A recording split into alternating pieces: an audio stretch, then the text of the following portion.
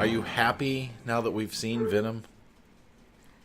I'm relieved that it's not as bad as I was dreading that it would be. Well, at the point that we were at, I'm not sure it was going to be as bad as we were afraid it was going to be, because we were afraid it was going to be bad. Yeah. But Tom Hardy is awesome. So. We're basically starting a show. If we're talking about the movie. I don't think we said anything funny, but, tough titty. Why is that a saying? I heard someone... First of all, I hate the word titty. I think it's crass. And, this is coming from a person that says fuck every 30 seconds, okay? But I think the word titty is crass. This thing I hate is, it's colder than a witch's tit. I don't understand... How do you know how cold a witch's tit is and I don't get...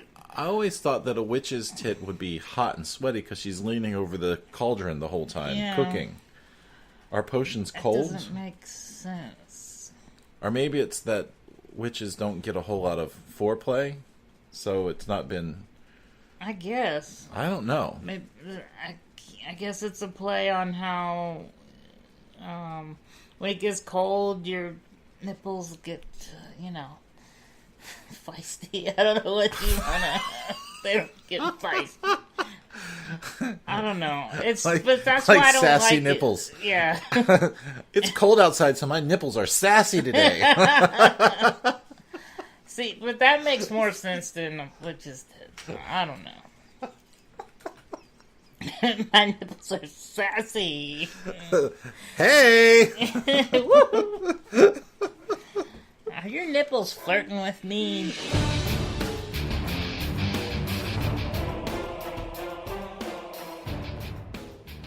Okay, so welcome to Movieisms. This is the 3-week late edition of the movie Venom that we saw. Because we kept putting it off. Because we were convinced we were going to be traumatized, or at least...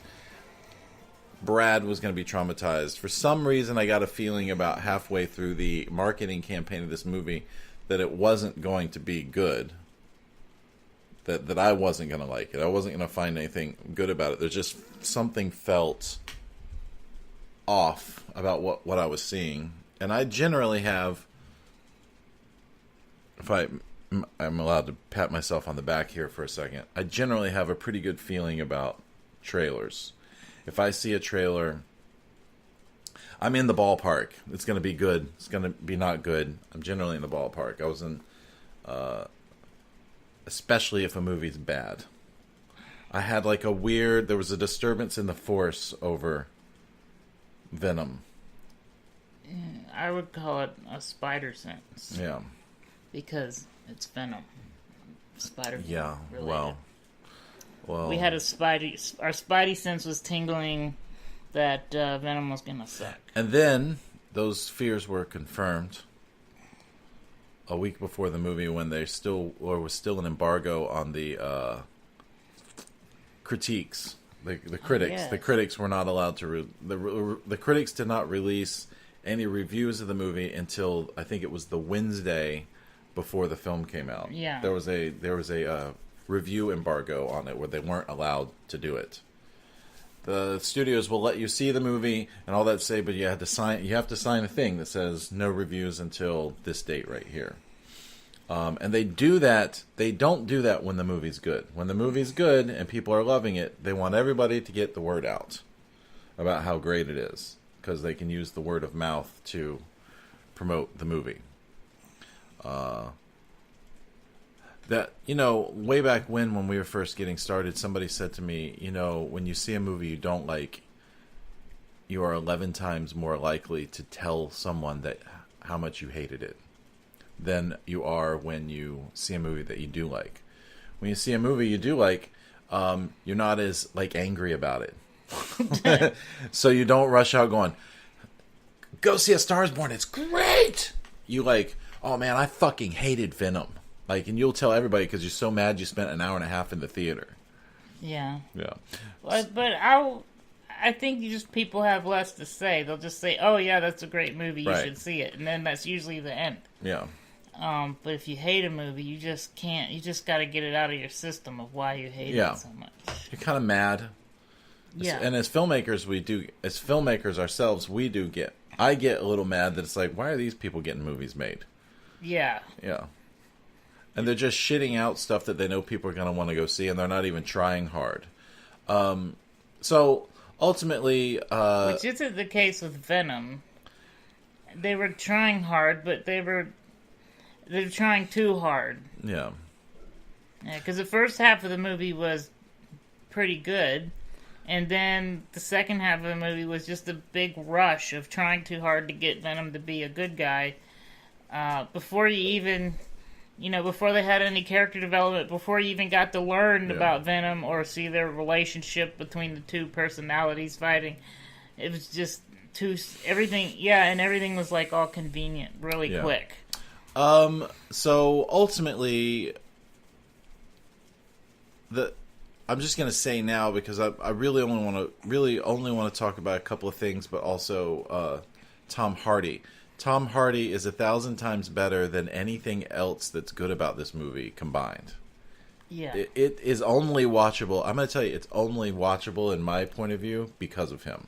Yeah, he made the movie. Yeah, all the good parts of the movie are his performances. The bad guy is predictably bad. There's no doubt that he's the bad guy from the first time you see him. There's no doubt what's going on is his fault, his doing, and there's no doubt that he's ever going to be conflicted in any way. He's a very one-note bad guy. You know what I mean? The one that the catalyst that causes the thing. He's like, he for some reason has no concern for humanity, even though he talks about wanting to save the world. Right? Yeah. Yeah. So, but There's no hesitation or glitch, or there's no real reason other than he just wants to be powerful. Well, it seemed like they were trying to say that it's very thin, but they're trying to tell us that the world is going to shit. I guess you could global warming. I guess I don't know, but we're in a few decades we won't be able to live on Earth, so they're trying to make it to where we could live on another planet. So I guess they discovered this symbiote that can't survive on Earth without what do you call it? I don't want to merging. There you go, merging with the human. So he was claiming that. Okay, we need to find a suitable human host for these things so that we can figure out a way for humanity to survive on this other planet. If they need us to survive here at the same time, we need them to survive over there. So he experiments on, I guess, homeless people or people he thinks no one will care about, and a lot of people get killed. And he using humans like cattle till he finds a decent host, I guess. Right. Even though they're experimenting on animals, right? Animal experimentation, and at first, they can't get the thing to work with them. It's not like they had a success and said, well, now that we got it to work with an animal, we should try it with humans now. It's not working on animals, so they're like, well, let's try it on humans. It's time to speed up the process. It's like, why is it time to speed up the process? Your process isn't working. Yeah. And so, Tom Hardy plays, what's his name? Brock something? Eddie Brock. This is weird because usually I don't know the names of the people. Yeah, but you're obsessed with Venom. I watch all the cartoons and shit. Yeah. Yeah. Because you're I'm not a small stillborn. Not a stillborn. You're still like a small child. I am who not. watches cartoons and plays video games. Yeah, there are plenty of you are nerd shaming all the nerds in the country. All the people that go to cons. You're making them all feel bad. Cons are a big con. They're all just an excuse to sell you products. Yeah. But they're a lot of fun to go to. They are. I've been to them, even the ones I don't really... Even though I'm not really a comic book fanatic, I've been to I've been to Comic-Con in Orlando, and it's fun watching all the people walk around and let their freak flag fly. It's cool. Yeah, it is cool. I'm just not into it. They have those little panels where you can meet people you like, famous people and shit. Yeah. So he plays Eddie Brock, and he's a reporter who, for seemingly no reason, goes in and he just knows that this is in the first few minutes of the movie, so it's not even spoiling anything. He goes in and he goes in and he starts attacking this guy who's he's supposed to be some like really, what do you call it, edgy, I guess, kind of like has his own show, I think. Has his own show where he exposes people, like an expose kind of report. I guess I like a Geraldo Rivera in a way. I don't know. Yeah. But which is not. It's just so. I almost hate. It's so hard to talk about this movie because it's so. But we need to point out what isn't correct. Which this whole storyline with Eddie Brock is the only thing accurate is that. This symbiote merges with Eddie Brock and becomes Venom. That's the only thing that's accurate in the entire film. Everything else is like that whole thing there. That whole storyline is all made up by Sony, so they can do Venom without Spider-Man. And we keep talking about this a little.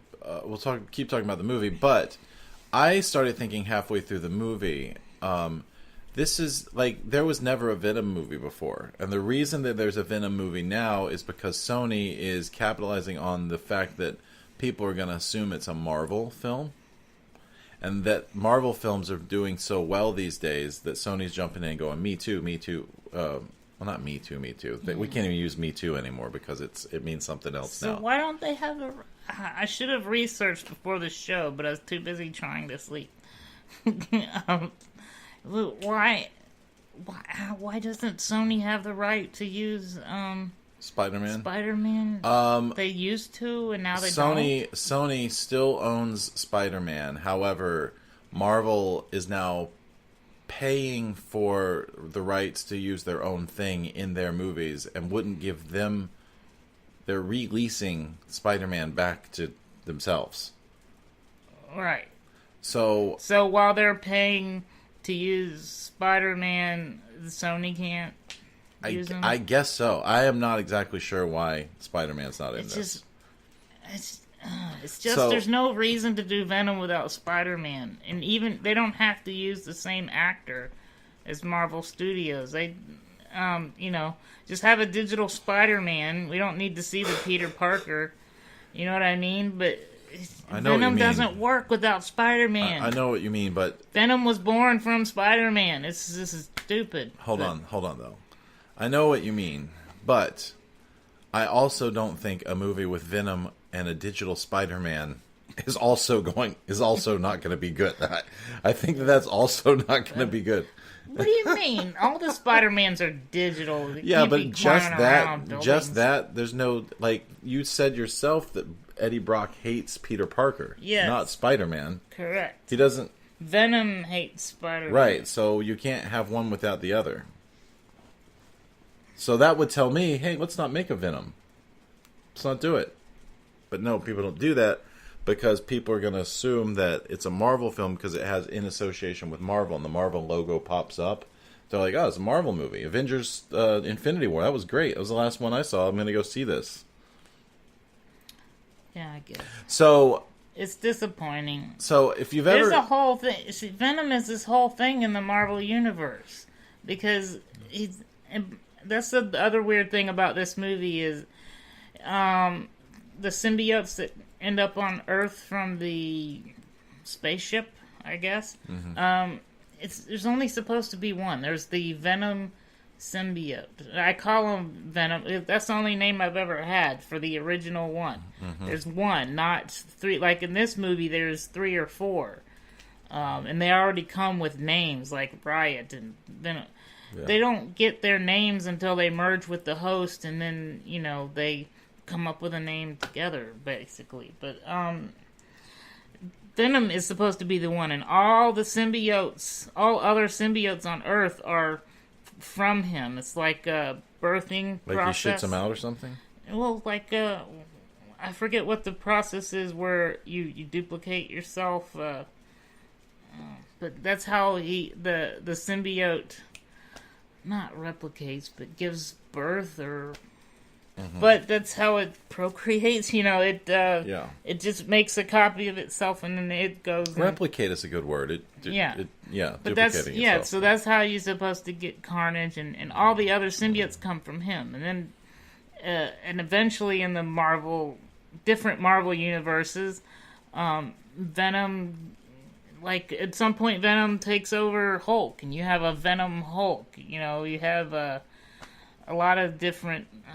at some point, Venom and Thanos are a thing. Like, after these stuff... They get together? They make love. No. After the Infinity War stuff, and Thanos has been imprisoned, there's like this scheme where he tries to use the symbiote to do with his new plan, but then it ends up taking over. Anyway, there's a whole big thing. At some point, he's like taking over the whole New York City. Everyone's becoming a symbiote with him, Carnage, and all kinds. There's just a shitload of shit with Venom but it's all connected to Spider-Man and all this other shit. So what they're doing is, I don't know. I think Sony's screwing it all up, and in a few years, we're gonna have a reboot. I think we're gonna. Maybe it'll be shit for so long that by the time I get to make movies, I could do it. Well, Sony has consistently messed most of these things up. There hasn't been one good Sony Spider-Man movie. All the bad Spider-Man movies are from Sony. Well, all the bad Spider-Man movies are from Sony, but they also made 2 good ones. Decent ones, you mean? Yeah, the Spider-Man with Tobey Maguire, the Sam Raimi one. The first 2 of those were good. It's the third one that even I knew was bad, and I don't know anything about Spider-Man. Yeah, so, okay, well, it's arguable. They're okay, but they still are inaccurate to the only accurate Spider-Man movie has been the Homecoming and the Spider-Man and Avengers. Yeah. That's the only true to the source material Spider-Man. Yeah. The Tobey Maguire Spider-Man was shooting webs out of his hand. Like, he didn't create the device. Yeah. The real Spider-Man is supposed to have to create a device that he uses to shoot webbing. Yeah. Which makes it to where he could do all the different types of webbing, like... grenade webbing, blah, blah, blah. Right. Yeah, all that stuff. Well, one for swinging, another for making a net to catch things. Yeah. Otherwise, how would you... I don't know. Anyway. Yeah, so it's arguable... that those, but they were well made, well acted, and not good enough of a Spider-Man movie. I mean, it along with some of the Batman movies, the Sony Spider-Man movies did help us get to where we are today. So with superhero movies, you know how when you see a vampire movie and somebody gets bitten by a vampire, or a zombie movie. By the way, Blade is Marvel too. But yeah, go ahead. Oh, I didn't know that. Yeah. And somebody gets bitten by a zombie, and they slowly transform into a zombie. Yeah. And then all of a sudden... everybody who's bitten turns into a zombie within 30 seconds. Within seconds? Yeah. I hate that. So they break their own rules. They did that in this movie for convenience. So Eddie Brock, right? That's his name? Yeah. He gets bitten by the symbiote. He gets merged by the symbiote. Symbiote or symbiote? Symbiote. Okay, because there was a big controversy over if it putting the wrong emphasis on the wrong syllable. Symbiote or symbiote? Is it symbiote? Whether you're British or Australian, I don't know.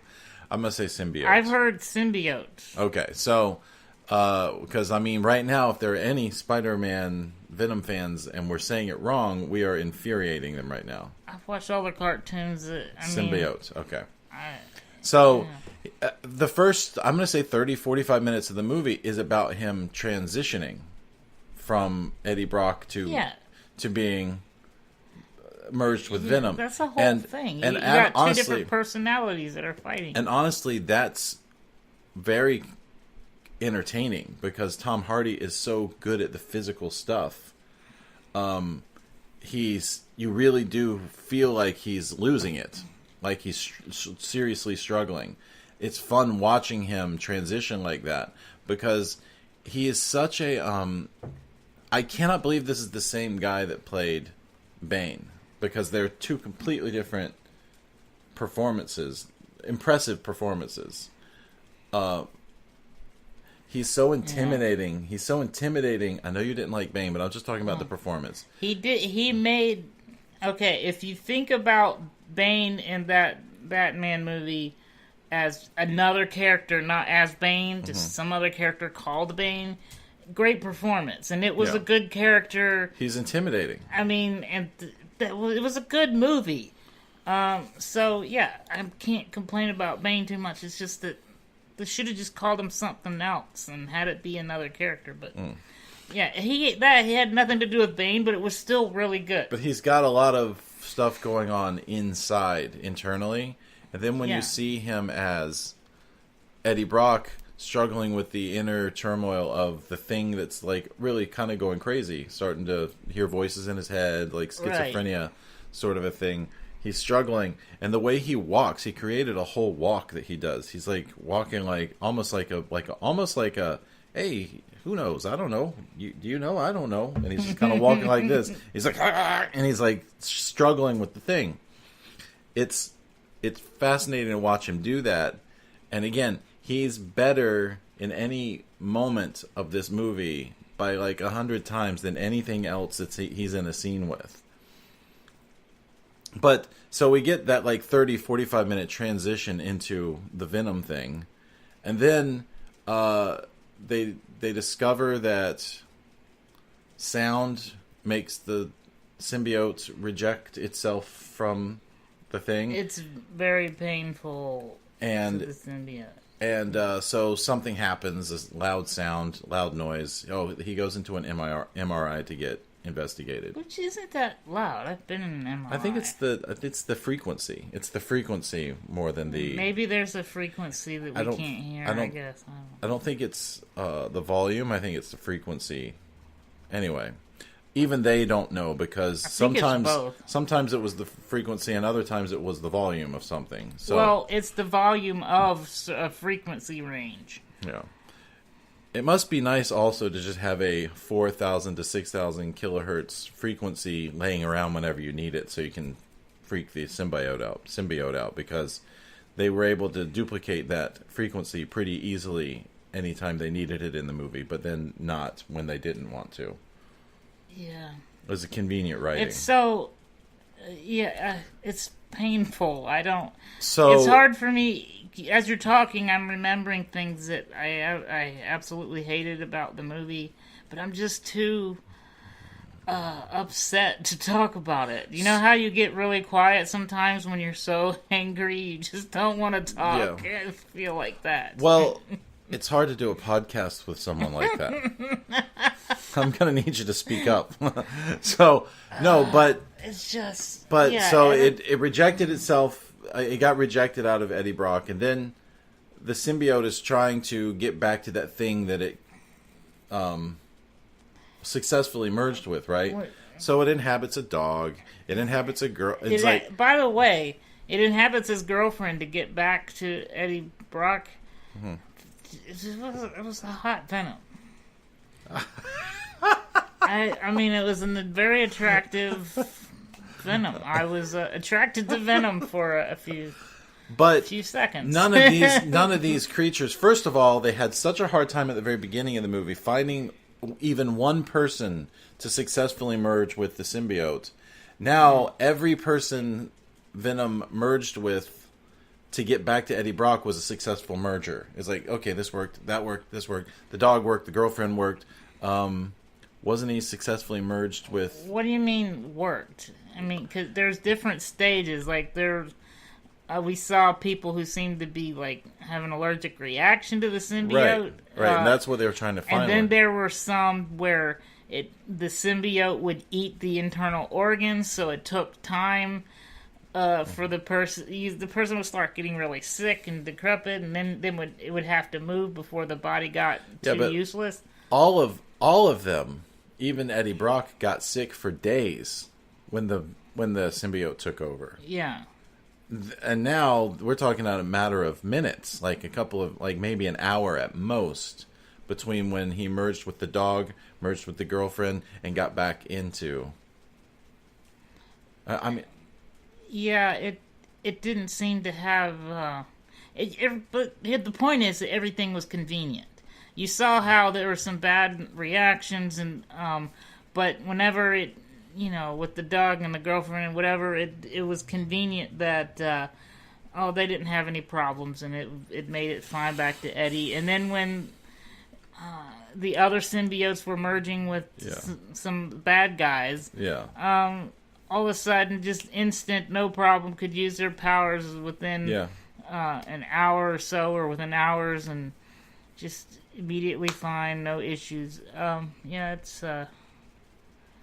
is weird. And there was another symbiote that it made it all the way from Asia, I guess it seemed like. Mm-hmm. From the crashed plane. It wasn't in a tube. At the very beginning. Yeah, so it was traveling the whole time. I'm not even sure what happened with that one.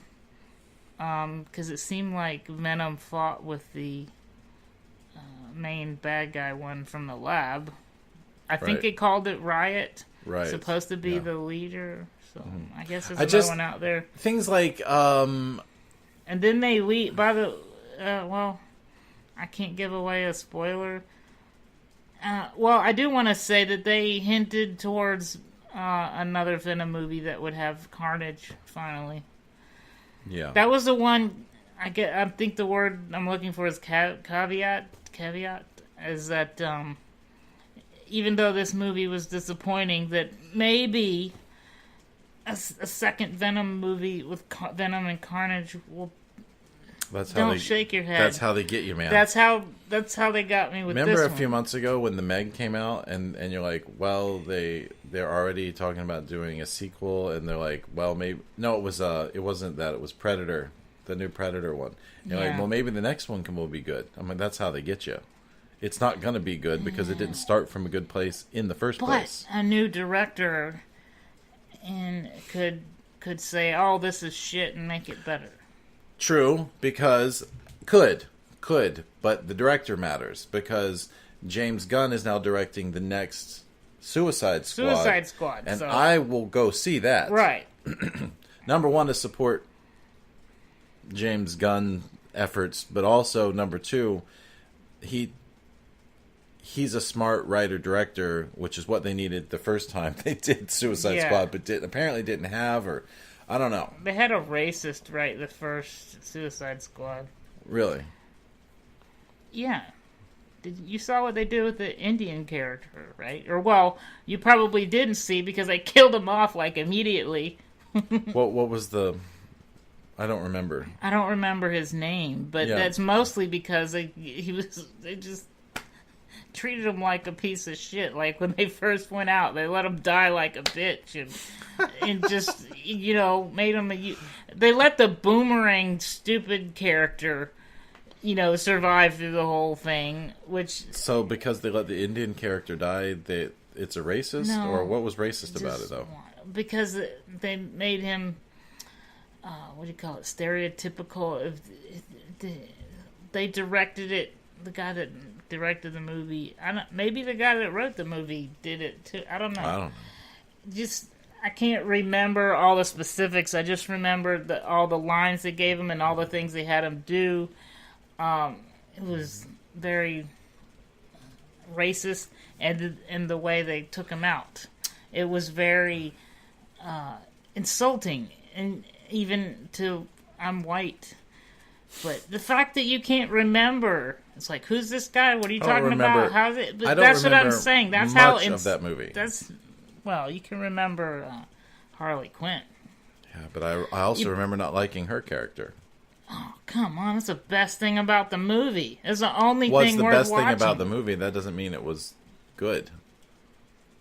The movie wasn't good, but Harley Quinn was great. What's her name as Harley Quinn? So worth seeing just because there's one good character in it? I have to say, yeah. She sold Harley Quinn in that movie. What is her name? And I'm not looking up my phone. Whoever's listening, you guys know the person that played Harley Quinn. No, Margot Robbie. Yes. Yeah, Margot Robbie. Okay, there you go. Great, man. I'm looking forward to a specific Harley Quinn movie. Another Venom movie. I would have been totally fine not going to see this movie. I had decided I wasn't going to see it. We didn't even want to review it. I was even fine taking you to see it, dropping you off, letting you go there, and then me just not seeing it. However, didn't want to see it. I knew that if I have a movie theater addiction, and I knew that if I didn't go on Friday to see a movie, I would not make it to a movie this week.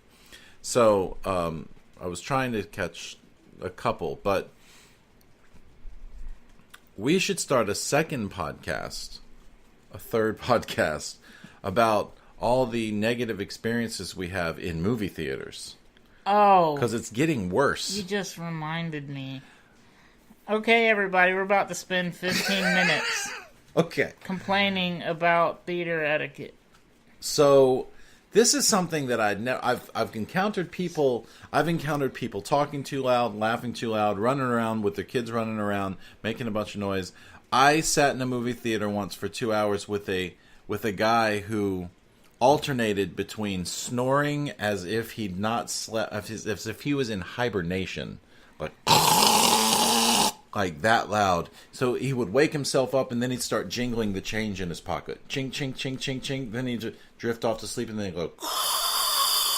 Just like... It was like the whole movie. People got up and complained. They never stopped. Okay, so I've seen all kinds of things in movie theaters. At this point, I feel like it's a waste of time complaining anymore after what we went through. I have never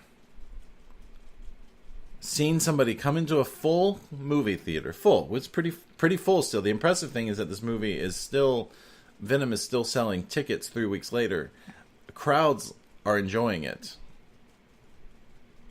So, the full movie theater with kids...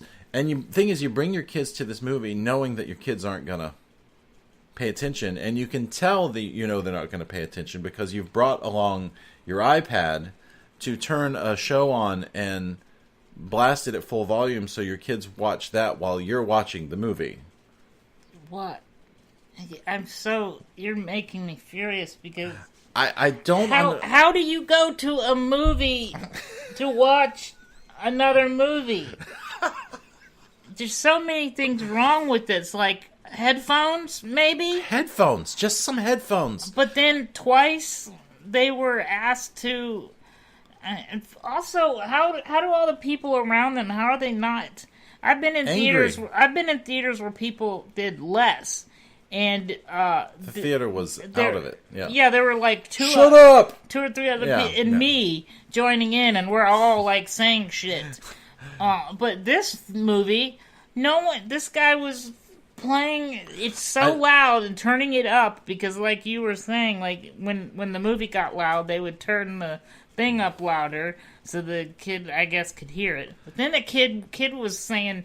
The kid was loud and verbal too. It was like the kid wouldn't shut up, and then why do you even pay? Thing was playing. Like, those people had to pay to get their kid into the movie. Hey, I know we just paid like $10 to get you into the movie, but why don't you watch this instead? I got up twice and complained. So I started hearing the iPad during the previews, and I was like, okay. hopefully that will go away when the movie starts. But then the movie was on for like less than 2 minutes, and it was still blasting. I'm going to get up and go now, so that this can be handled before the movie goes on for 10 or 15 minutes. Somebody comes in, they walk around one of the movie theater employees walks around the theater. They walk up to where the noise is coming. The noise goes away. It did?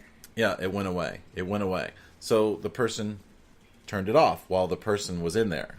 The iPad person turned their iPad either down or off while the employee was in the theater.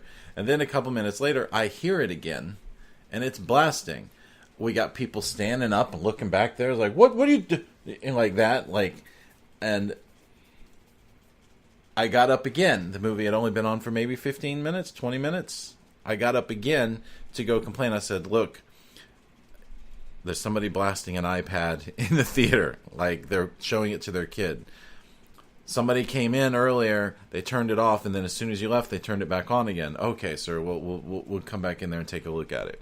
So is that what? Because did you figure this out after the fact? Because I was asking you, because I was saying, well, maybe they can't do something because they needed security. I didn't know that you paid attention enough that you saw that they apparently went into what do you call it? Invisible mode, or like I didn't know that they turned it off when the person came. I just noticed that the sound went away after that theater employee left. Because I thought that the employee said something to them and they just kept blatantly doing it. Well, I noticed that it went away. It went away, or I didn't hear it for about 5 minutes, and then it came back. Then it came back on, and it kept. The louder the movie got, the louder their iPad got. It was like constant competition, and it bothers me. But I don't get. There's a movie. There's a movie on. Why do you need a movie within a movie? You want to entertain the kid, right? Is the big thing right in front of your face not big enough? Why do you? There's a movie. Right.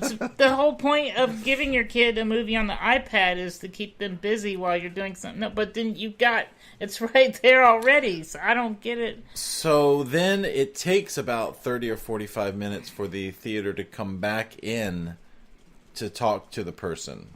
And once they did, the sound went away. So we're talking about, was it like an hour and 45 minute movie? Like an hour and a half, hour and 45 minutes? Like a half of this movie has been disrupted by this person.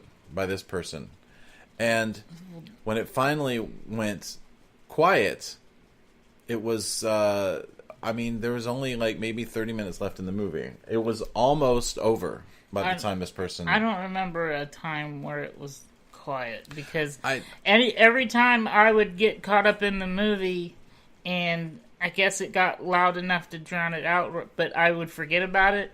Then you would say something, remind me that it was there, and then all of a sudden my brain would stop filtering it out, and I could hear it again. And then I kept saying passive aggressively under my breath, somebody should get that person to turn their fucking iPad off. I wish I could hear this. Someone's playing their fucking iPad blasting loud. Because I'd already gotten up and complained twice. I wasn't going to get up again.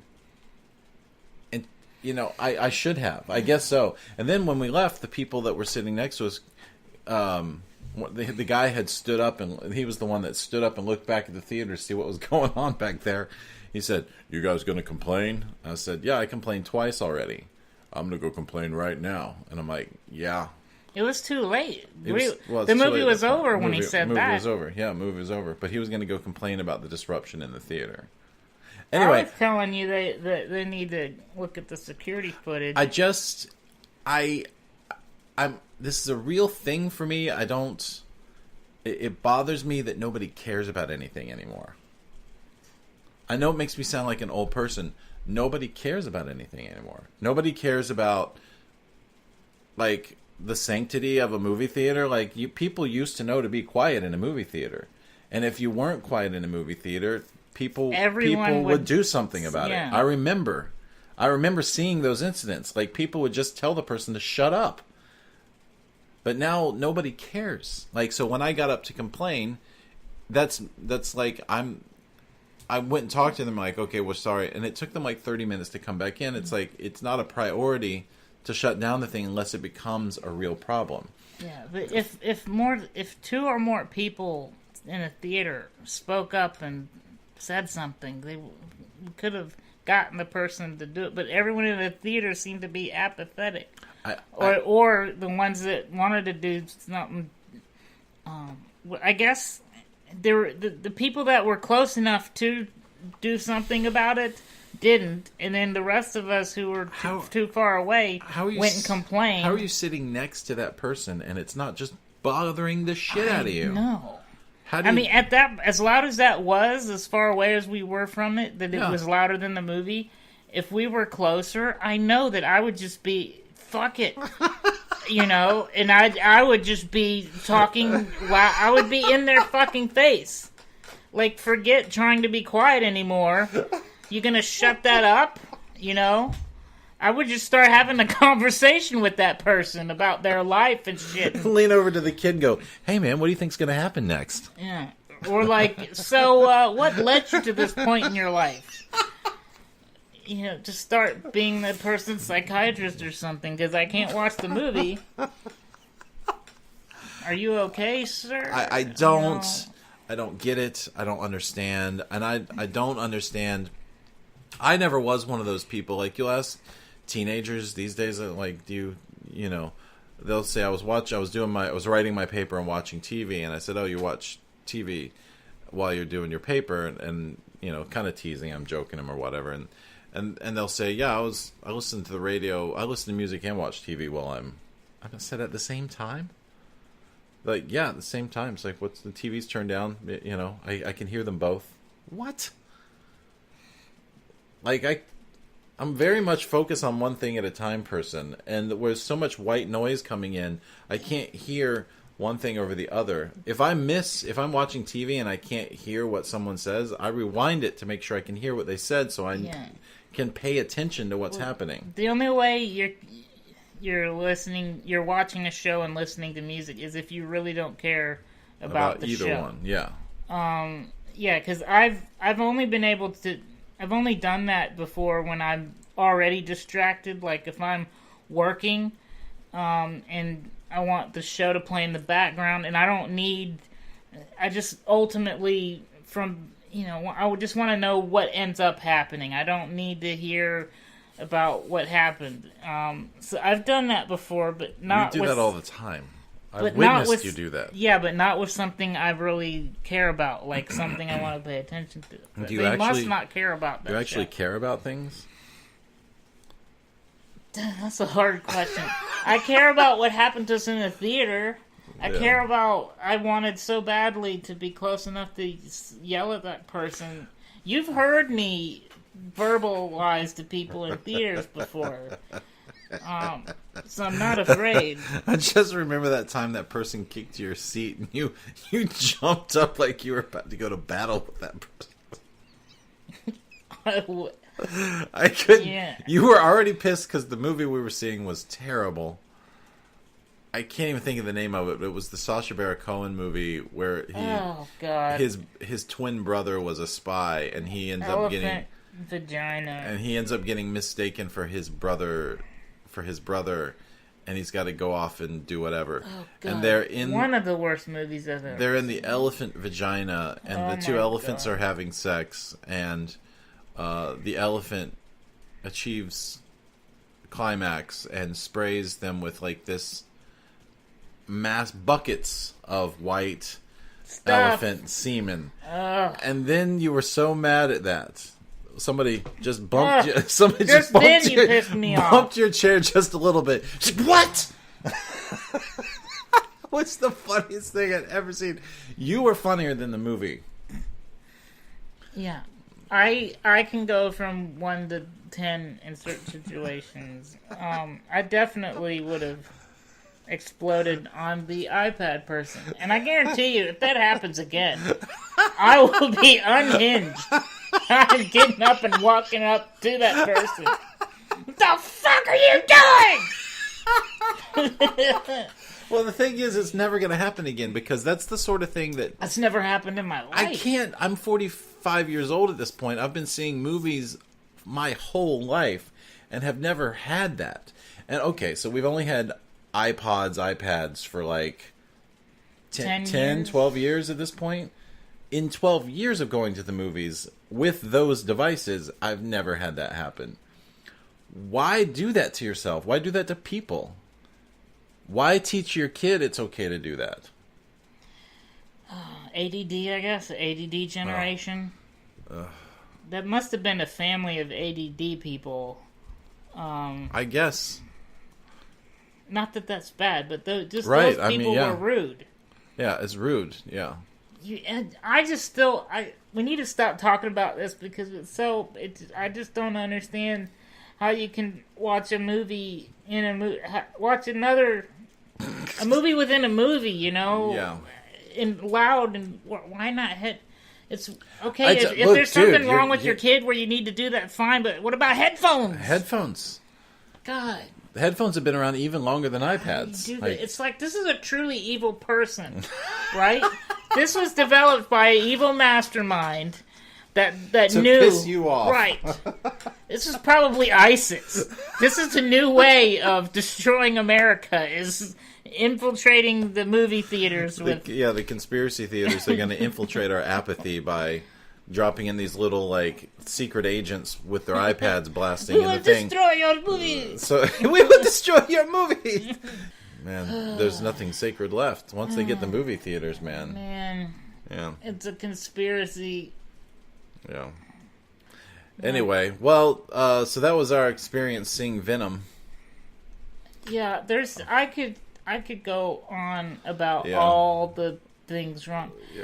Lately, we've been so damaged by bad movies that we just lost the will to fully complain about them. Like Jurassic Park, we like, scene by scene, and we just annihilated it. And I could annihilate this movie, but it's all the will to fight has been taken out. The thing is, I'm gonna summarize it for you. It's bad, convenient writing. They forced the Venom thing into existence. I don't know why. My guess is because of the Marvel thing. There's no need, based on everything I've heard, read, seen, listened to you say, there's no need for a Venom movie without Spider-Man.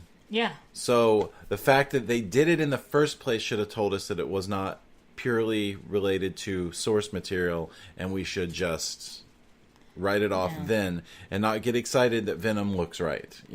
So CGI, they can make anything look anything the way they want to make it look, right? It's less about looking right and more about they still could have sold us if it was Venom, but the rushing to try to make him a good guy by the end of this movie was just the worst idea, because Venom it took him he was a bad guy for a long time. He was a bad guy. Let's say the symbiote alone is evil or bad. Dark. So dark. I say dark, yeah. I don't want to say evil. So then you mix him with the human. The human doesn't want to murder people. So, you got the symbiote wants to hurt people or doesn't care, and then, the human being saying, no, we can't hurt people. So there's a while where there's an agreement between Venom and Eddie Brock that, okay, we can hurt bad guys, but, innocent or good people, if we don't know they're bad guys, we're not going to hurt them. Yeah. So then there's that thing where, okay, he's a bad guy, go nuts, let's see you hurt him. But so eventually, there's this whole character arc where, okay, now let's be good. Mm-hmm. But they just tried to cram that all into one movie. There's so many things that have to happen before Venom is like... But it was so cheesy, the line where Venom's talking with Eddie Brock and was like... Eddie said, I thought you were going to take over the world, or I thought you wanted to... whatever, you wanted to kill everyone and all this bad stuff. And then he's like, and then Venom is like, I learned you changed my mind. I learned to be good from you. Some cheesy shit like that. I'm not quoting it word for word, but it was basically as lame as that. But within, that's too quick, and it doesn't. Yeah. It just ruins everything. That's not Venom. Yeah. Venom. It's just. It's like cutting Venom's balls off, It's like he's not cool anymore now. I don't know. It's just... It's a bad way to do a movie. And I almost want to find out... I want to deconstruct the process. What led these guys to these bad decisions? Money. Yeah. Money. It's just money. Okay, money, but then... Oh... And guess what? But they also here's why they're rushing to the good guy thing, because the Marvel's making a shit ton of money on superhero movies, and so Sony's like, well, we have Venom, so let's make him a superhero so we can get on the superhero movie bandwagon. Yeah. That's why, but it ruins it. Yeah. That's why Venom needs to be a supporting character in a thing, and let him have an overarching thing. They're just rushing it. It's money. It's money. It's money. It's money. The only thing anyone cares about is money. Anytime a good movie gets made, the only thing anyone cared about was money. But this is like a get-rich-quick scheme where somebody's like making good investments. Marvel made good investments way back when they started doing Iron Man. We're investing in our future. Yeah. Venom is a get-rich-quick scheme. Why is DC... I'll tell you why DC's having a hard time, because they tried to rush it.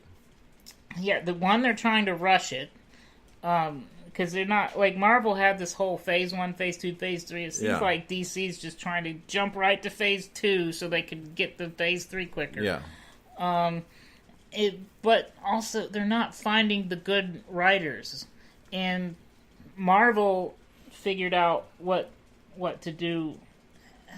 Okay, I guess what they realized is that, okay, we need to find writers that appreciate and love the source material, and will treat it with respect. Yeah. But DC so far seems to be they're not respecting their own source material. Right. Yeah. Which doesn't make sense, because now all the DC animated movies are brilliant.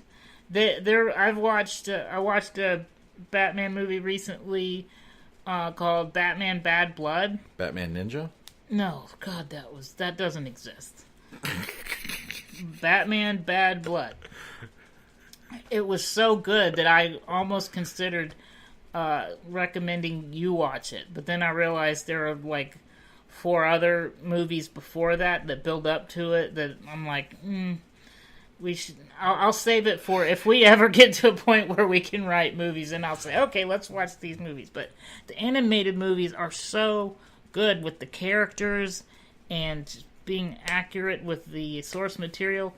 It just baffles me. Why can't this carry into live action? Why is it so good animated, but then when we get a live action director, why can't we hire an animated director? They're setting themselves up to fail because the cartoons are generally watched by 12-year-old boys, right? Well, so then the 12-year-old boys nerds and adult nerds, but the kids grow up watching these DC movies be the way they're supposed to be, and then they totally bastardize it in the live action. So you've raised an entire generation or generations of kids who grew up watching these things, and then you get to then they're grown up. They're like, they brought themselves to the movie, and it's nothing like the thing that they watch. So they're like, it's almost like they're intentionally pissing off it's like their they're audience. Shooting themselves in the foot for no reason. You got your cartoon thing on point, right? It's like it's right there.